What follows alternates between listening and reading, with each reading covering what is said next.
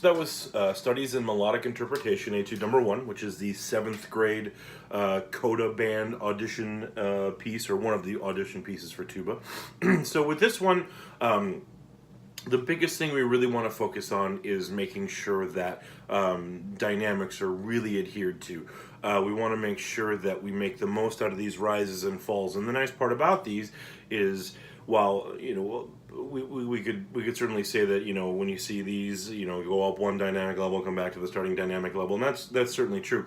But especially for an audition like CODA, I tend to exaggerate these a little bit more, and don't all make them the same. You can have a smaller crescendo decrescendo and a wider crescendo decrescendo, and it'll really add to the effect, and just shows that you're not just a machine, that not all dynamics are going to be treated equally, or treated equally.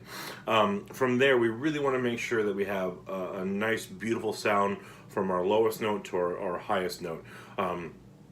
Obviously, as 7th graders, you're still relatively new to the tuba, and what I work on with all my young players is just focus on sound, focus on sound. So the goal behind this is to really just make sure that you can play with great sound the entire time. Obviously, the notes still matter, the rhythms still matter, dynamics, all those things still matter, but your goal should be to make the best sound you can possibly make throughout the entire etude. From there, we want to make sure that when we do breathe through some of these phrases, both where there are breath marks and where you may need to take a breath outside of a breath mark, we want to make sure that we breathe in time. Time, unfortunately, just keeps trucking along, as we all know far too well.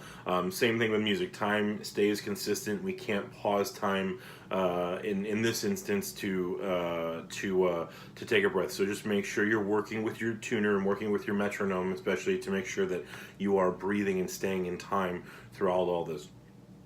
From there, obviously just make sure you're comfortable with the couple of accidentals that are in there, but this is pretty cut and dry. So as always, thank you for watching, and as always, happy practicing.